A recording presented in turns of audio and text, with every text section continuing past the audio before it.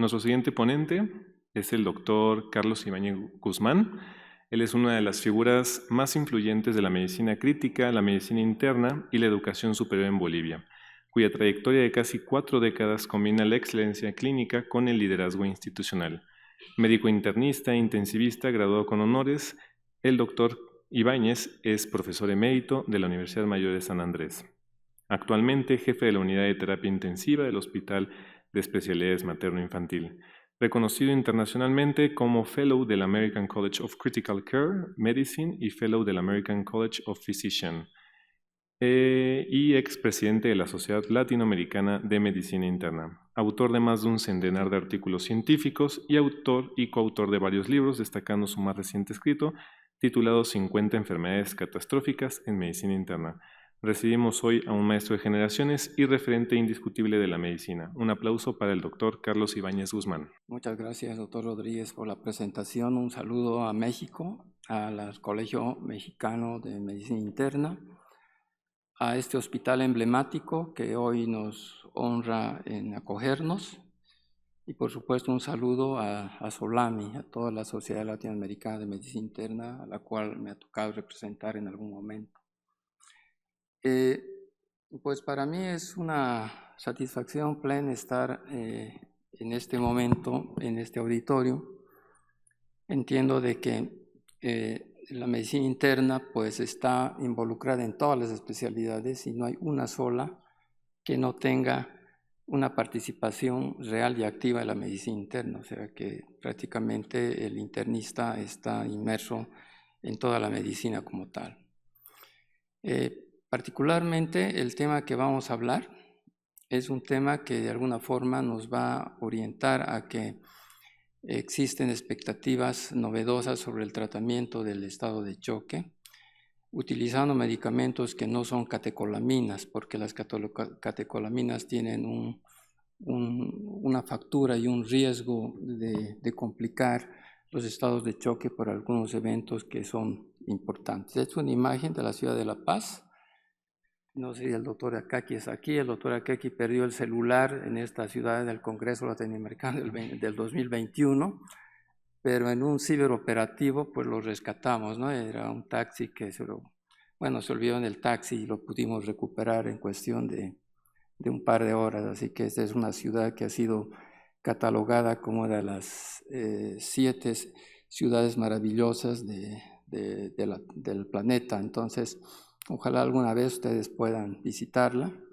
Allá se viaja por el aire, en teleféricos, en las rutas, y aquí en la Ciudad de México viajamos por el metro. Así que, pues, un saludo de la Sociedad Boliviana de Medicina Interna. El año pasado, cuando el doctor Akaki nos invitó a hablar sobre temas de terapéutica, pues ya teníamos diseñado un panel de diapositivas para poderles ofrecer el día de hoy, pero a comienzos de este año pues salen estos 2 artículos. El Lancet en febrero y publicado en marzo, y las nuevas guías de sobreviviendo a la sepsis que salen en abril. Y entonces pues nos han desajustado la plataforma que teníamos ya elaborada, pues, y hemos tenido que hacer algunas enmiendas y modificaciones que son súper interesantes, referentes al tema que hoy vamos a hablar. La sepsis es un problema en todo el mundo, así que en esta imagen ustedes pueden ver de que al año cerca de 50 millones de personas tienen sepsis. 11 millones van a fallecer por choque séptico. Y prácticamente en el mapa ustedes ven que Latinoamérica está en una situación limítrofe entre lo bueno y lo malo del control de la sepsis. Pero continentes como el África y el Asia están realmente con una realidad muy cruda en relación. Y nos debemos preguntar, no solamente es la pobreza. En África, en el mapa de África, hay aproximadamente 45 países. De esos 45 países existen entre 1.500 a 2.000 lenguas e idiomas que se hablan en el África. E imagínense traducir la información, la educación y concientización a 1.500 o 2.000 lenguas, pues realmente es un conflicto y es un problema muy serio. Entonces, la información sobre el control de la sepsis para el personal de salud y para los pacientes, pues no es muy fácil. Es un tema también del lenguaje que hablamos. En México, tengo entendido que existen 69 lenguas. En Bolivia tenemos 37 lenguas y entonces llegar a toda la población pues es muy difícil. Entonces es por eso de que idealmente en todos estos últimos años la noradrenalina o la norepinefrina ha sido el medicamento que más se ha utilizado para el control del choque séptico. Y entonces a partir de ello, se han hecho muchos estudios que son reveladores de que las catecolaminas como tal pueden ser deleterias en el tratamiento del choque y ese es el motivo central por el cual hoy vamos a hablar. Sin embargo, hace más de un siglo, pues este señor, que nunca me canso de nombrarlo en las pláticas y conferencias porque Osler era un visionario, él ya había establecido de que el enemigo no es el germen, es la respuesta del ser humano al germen. Y lo que mata en la sepsis no es el germen, sino la respuesta de cada individuo a la infección. Él ya lo había descrito prácticamente casi 2 siglos atrás. Y entonces, en base a este contexto, la definición actual de sepsis pues es la respuesta inmune desregulada a la infección. Y eso genera un fenómeno de hiperinflamación, una tormenta inflamatoria por un lado, y por el otro lado un freno inmunológico, caracterizado justamente por un estado de anergia, leucopenia, depresión de células T, reducción de antígenos de histocompatibilidad protectores, y el aumento a la susceptibilidad de enfermedades oportunistas, ¿no? Como el citomegalovirus, el virus del Epstein-Barr. Y por el otro lado, la hiperinflamación, que prácticamente es una tormenta de mediadores químicos que generan la inflamación y fundamentalmente un elemento que es fundamental, la vasodilatación. La vasodilatación y el aumento de la permeabilidad capilar que genera edema, hipoxia y la falla en la entrega de oxígeno a nivel celular. Eso lleva al deterioro de órganos y sistemas. Y en esta clasificación del SOFA se establece que en la sepsis, pues prácticamente infección más disfunción multiorgánica, ya existe sepsis y estos 6 órganos son los que nosotros debemos vigilar y debemos seguir en el momento en que nosotros abordamos un paciente con infección. Seguramente muchos de ustedes conocen muy bien la clasificación del SOFA. Tenemos la función respiratoria en base al transporte de oxígeno, al índice de Kirby, que acá en condiciones normales en la costa es de 400, pero en la ciudad de La Paz, a 3.600 metros de altura donde yo vivo, el valor normal de la PAFI es de 200. Me imagino que en la Ciudad de México, yo me formé en el Hospital Español en terapia intensiva, entonces asumo que esté entre 250 a 300 en la Ciudad de México. Las plaquetas también son abordadas en relación al recuento de plaquetas. La bilirrubina nos habla de la función hepática, en la esfera cardiovascular, la presión arterial media. En el sistema neurológico, pues el Glasgow, la escala de Glasgow sigue siendo muy importante, y en la función renal es la creatinina. Esta escala está muy relacionada a la sepsis y a la infección, y entonces necesitamos siempre tomarla en cuenta.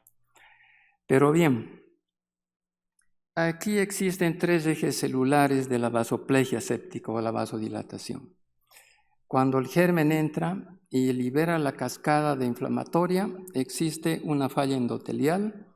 La falla endotelial genera prácticamente una pérdida del tono vascular. Y eso lo hace por diversos mecanismos, desde la disfunción del glucocálix, ¿no? Que es la protección, la cobertura de la célula que aumenta la permeabilidad, y prácticamente la inactividad de la enzima sintetasa del óxido nítrico que prácticamente es inhibida, generando que el óxido nítrico se libere y que empiece a actuar de manera indiscriminada, produciendo vasodilatación. La actividad también del guanilato ciclasa, que es prácticamente un vasodilatador, y cuando se activa el guanilato ciclasa, la vasodilatación prácticamente es irreversible. Entonces, por eso necesitamos ahí utilizar medicamentos que realmente vayan a abordar ese tipo de situaciones, y a la derecha ustedes tienen como alternativas novedosas el azul de metileno y la vasopresina, que son medicamentos no catecolaminas que estamos empezando a utilizar para el control del estado de shock. La tormenta inflamatoria también es muy interesante, pues ahí se libera todo lo que ustedes ya conocen, desde el factor de necrosis tubular, interleuquinas, factor activador de plaquetas, y todo ello hace que de alguna forma los corticoides, los inmunomoduladores, puedan de alguna forma contribuir a bloquear el tema de la inflamación.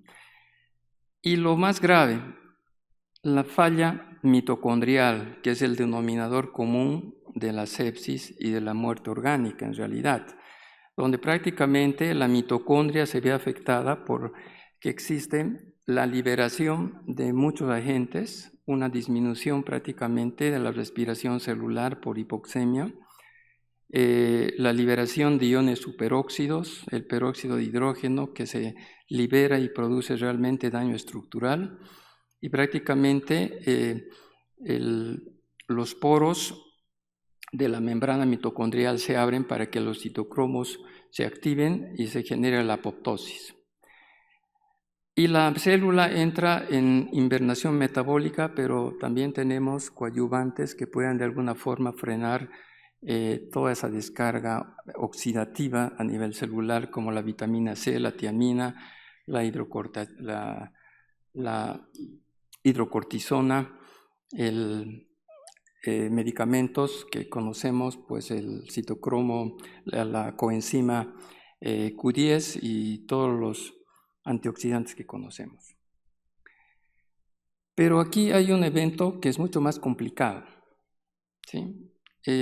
Lancet de marzo de este año nos habla de 5 fenotipos. Cada uno de nosotros tiene un diferente fenotipo para responder a la sepsis. Por eso, en la época del COVID, un grupo respondía muy bien a los anticoagulantes, otro grupo respondía muy mal a los anticoagulantes, a otros les iba bien con los corticoides y a otros les iba muy mal. ¿Por qué?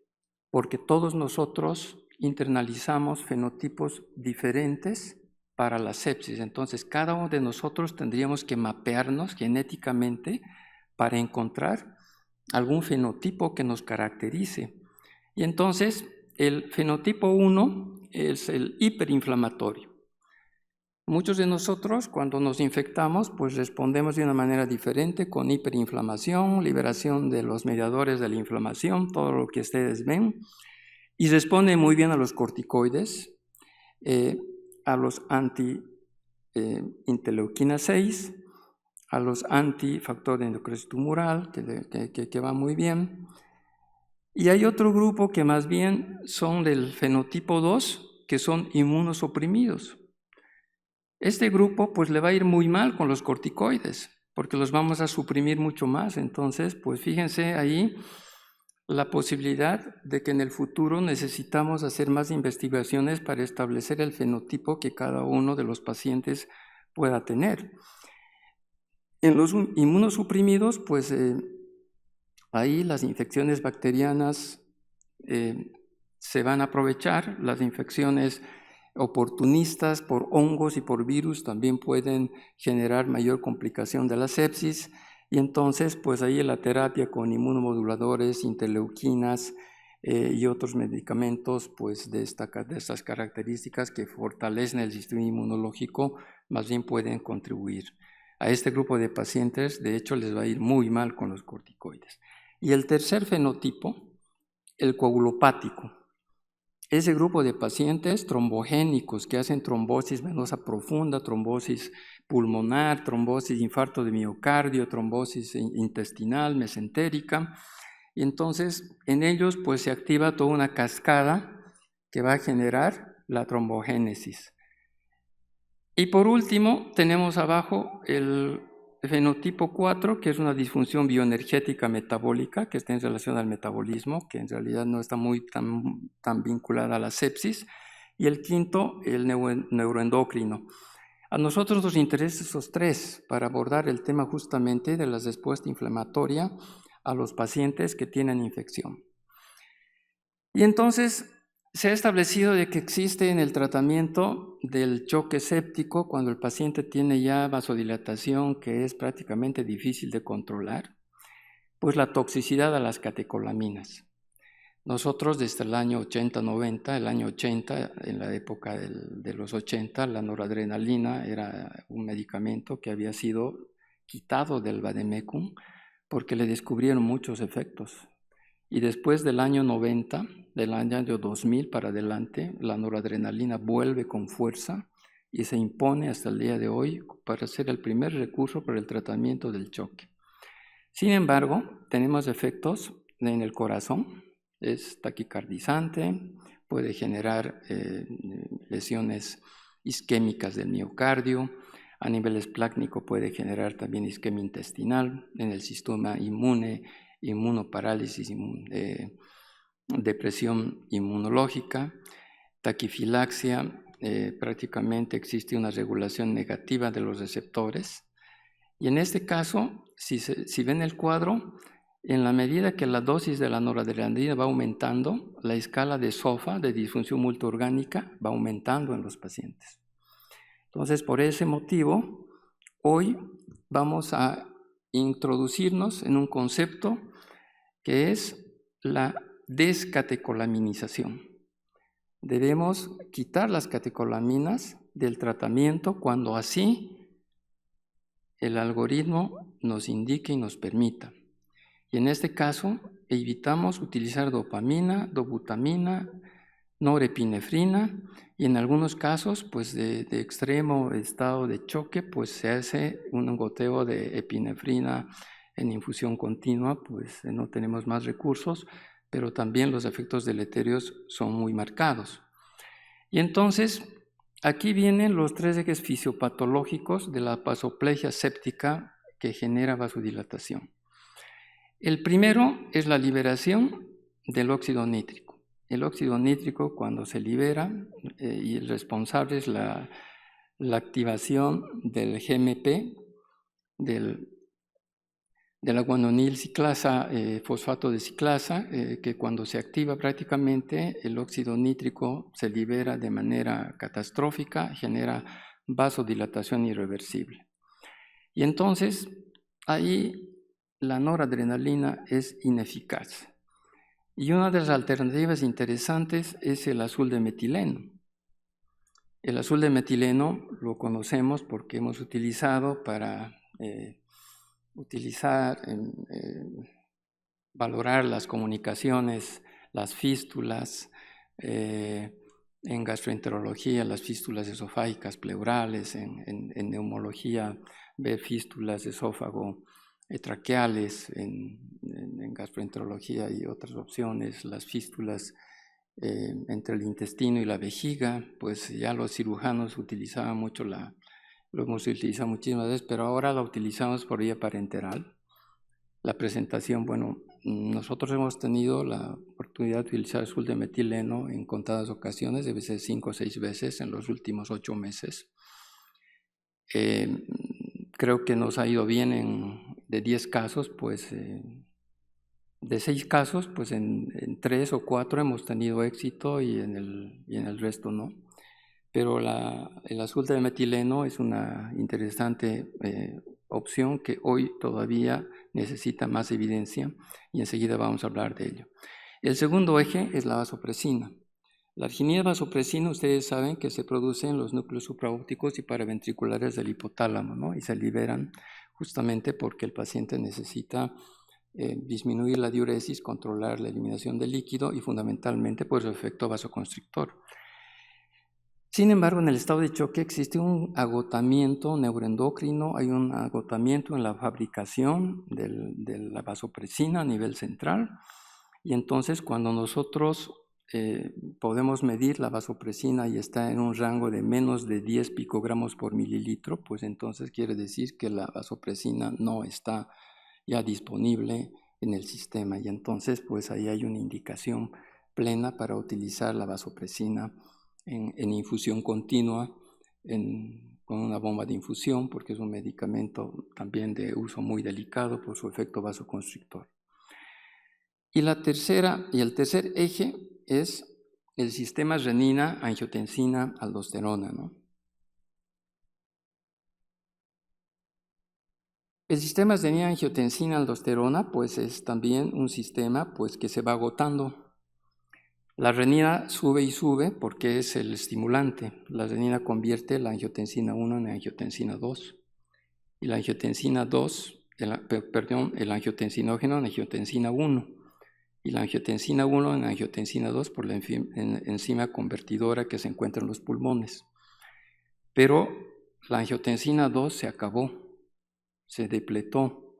¿Por qué? Porque el estrés metabólico del choque pues, ha hecho que se agote, y entonces ahí cuando la renina tiene un rango mayor a 30 picogramos, entonces pues estamos autorizados para pensar en la posibilidad de utilizar la angiotensina 2 como un recurso del choque refractario. La angiotensina 2 ya está disponible en el mercado, hay algunos países que ya lo están utilizando. Nosotros en Bolivia no lo hemos utilizado nunca porque no lo tenemos disponible. Entonces, en una visión conjunta, ¿cuándo debemos pensar en utilizar estos medicamentos? Cuando la dosis de la noradrenalina o norepinefrina prácticamente está llegando a su umbral, al umbral máximo, y no hay respuesta. La presión sigue baja y no debemos esperar a llegar a cifras muy altas de norepinefrina para pensar en empezar con la segunda línea, que es la vasopresina, y es una recomendación de las guías de protección de la sepsis, de la campaña de sobrevida a la sepsis, como un recurso de segunda línea. Y si la vasopresina no tiene el objetivo deseado, entonces vamos a escalar a la angiotensina 2, y si la angiotensina 2 no llega a la expectativa de mejorar la presión media por encima de 65 mililitros de mercurio, llegar al azul de metileno. Esa es más o menos una manera de poder escalar con estos medicamentos. La vasopresina prácticamente es un medicamento que ha demostrado una reducción en la dosis de la norepinefrina, o sea que las personas que han empezado a utilizar vasopresina como un objetivo ideal es que han empezado a obtener dosis más bajas de norepinefrina, la fibrilación auricular ha sido menor, la terapia de reemplazo renal también ha sido inferior y la mortalidad ha sido mucho más baja con el uso de la vasopresina. Pero aquí el objetivo más importante ha sido que la norepinefrina ha sido disminuida en su dosis y en sus acciones colaterales, ¿no? En estos ensayos pivotales, los ensayos pivotales son ensayos de fase 3 para la validación de medicamentos. En 2008, el estudio de BAST, publicado por Russell, comparando la vasopresina con la norepinefrina, pues establece que al día 28 la mortalidad ha disminuido con la vasopresina y la fibrilación auricular también ha disminuido con la vasopresina. En el JAMA, publicado el estudio del 2016, es el estudio Vanich, pues también compara los días libres de terapia de reemplazo renal con la vasopresina han sido relativamente inferior a la norepinefrina. Y el 2026, en el artículo de de la campaña de sobrevida a la sepsis, pues el estudio establece que la vasopresina ha demostrado tener una reducción de la mortalidad, una disminución de la fibrilación auricular en relación a la norepinefrina.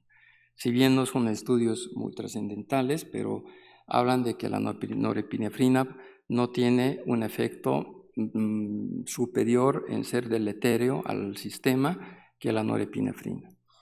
Y entonces, la vasopresina para adultos con choque séptico con 2 escalantes de norepinefrina, sugerimos agregar vasopresina. O sea, la idea es quitar la norepinefrina y utilizar la vasopresina, ¿no? Entonces, ese es el primer mensaje que debemos entender, de que la vasopresina es un recurso muy interesante. En relación a la angiotensina 2, este mentefacto del sistema renina-angiotensina-aldosterona en choque séptico, pues establece de que en realidad la angiotensina 2 circulante mantiene una actividad vasoconstrictora ideal para el paciente que tiene una regulación normal. En el tema de la sepsis, cuando los lipopolisacáridos estimulan la cascada de la inflamación, existen proteasas que consumen la angiotensina 2 y prácticamente la dejan prácticamente sin existencia en el sistema, y entonces cuando la renina por un feedback sube, pero lamentablemente la respuesta es nula, y entonces pues necesitamos medir la renina como un elemento muy importante para que podamos tener la orientación valiosa para utilizar este medicamento, ¿no? Este medicamento es un recurso prácticamente en estas situaciones en las que el paciente tiene la posibilidad de medirse la renina, que es, no todos los laboratorios probablemente van a poder tener la posibilidad de ayudarnos con esta información, pero es importante porque ya la FDA ha aprobado a la angiotensina 2 al año 2017 para el shock vasodilatorio, ¿no? Por ejemplo, otros tipos de choques como el choque anafiláctico, que también es por vasodilatación, también se va a favorecer con este tipo de medicamento. La angiotensina 2 tiene un problema, es trombogénico, ¿no? Puede producir trombosis venosa profunda y tromboembolia pulmonar, y entonces hay que tener mucho cuidado y filiar a aquellos pacientes que tengan herencia de trombogenia, ¿no? Porque hay familias que tienen una línea de trombosis. En estos estudios, pues prácticamente la angiotensina 2, ya desde el 2017, se han hecho controles muy interesantes. En realidad hay una eficacia demostrada. La presión arterial media después de las 3 horas ha mejorado. Este es un estudio a doble ciego, donde ni los pacientes ni los médicos sabían quién recibía el placebo y quién recibía el medicamento. Y en todo caso se vio de que existen beneficios para mejorar no solamente relativamente la mortalidad, pero sí el SOFA, la disfunción multiorgánica, pues mejora en estos pacientes y prácticamente la presión arterial media se normaliza, ¿no? El azul de metileno, pues es el otro medicamento que hoy nos interesa.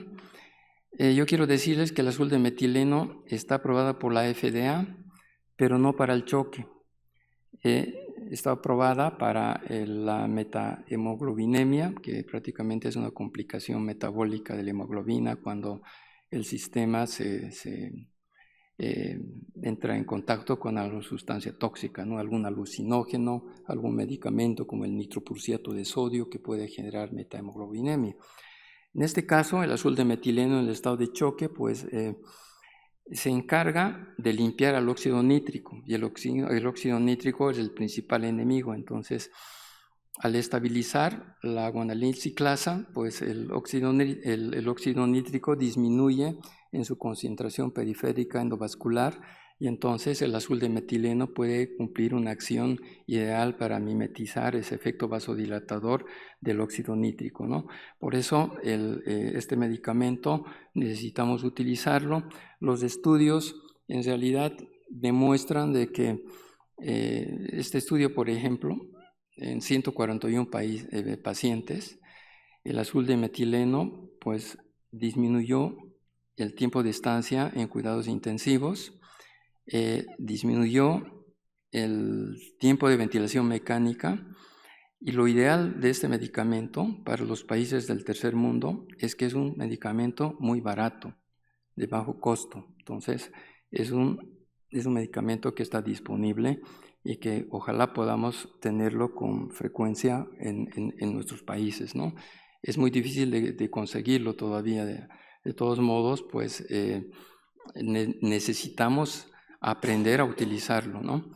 Entonces, ya para ir concluyendo, pues la vasopresina es la principal alternativa a la descatecolamización. Quitamos los corticoides, mejor dicho, las catecolaminas. Con la ayuda de los corticoides, la vasopresina es la primera elección, la segunda es la angiotensina y la tercera es el azul de metileno. Siempre y cuando el paciente tenga una adecuada carga de volumen, la hidratación debe ser racional y adecuada para cada paciente. Este es un caso clínico que se los iba a presentar, pero en realidad yo creo que vamos a entender de que los desenlaces al final, esta diapositiva es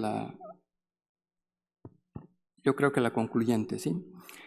La idea para los jóvenes, prácticamente, necesitamos encontrar el timing. El timing es el momento preciso para actuar y qué medicamento utilizar. La copeptina sería ideal tenerla. La copeptina es un glucopéptico de 39 aminoácidos que se libera en el estrés físico y mental. Se libera del hipotálamo conjuntamente con la vasopresina. Entonces, cuando la vasopresina se libera en la respuesta metabólica al estrés, también se libera copeptina. Ideal para el futuro hacer estudios con copeptina para ver la relación. Entonces, ese es un indicador muy interesante. En el tema de la angiotensina 2, pues también necesitamos saber el timing, el momento ideal para utilizarlo. Necesitamos medir ahí la renina, los costos, la validación, la reducción del costo en países del tercer mundo son también limitantes para ello.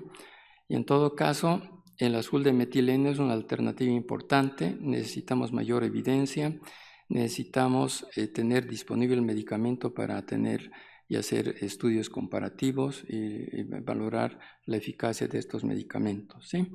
Y para concluir, pues esta es una imagen de hace 2 semanas. El Salar de Uyuni ha sido pues prácticamente uno de los recomendados por uno de los mejores lugares del mundo para visitar. Se encuentra en la ciudad de Potosí. La ciudad de Potosí en Bolivia ha sido la ciudad más poblada en la época de la conquista, más poblada que Europa. O sea, la plata que sacaron de la ciudad de Potosí de Bolivia ha establecido de que Europa pues, y muchos países del mundo se enriquezcan, ¿no? Inclusive los mismos ingleses. Y después de 48 años se fundó la ciudad de San Luis Potosí en México. Y entonces pensando de que también iban a encontrar la misma cantidad de plata que encontraron en el Cerro Rico de Potosí en la ciudad. Y justo ahí cerca está el salar más grande del mundo. Es como pasear por las nubes, por el cielo. Y este es el mensaje que les enviamos desde la invitación para visitar nuestro país. Muchísimas gracias a todos ustedes por su gentileza de haberme escuchado en esta plática.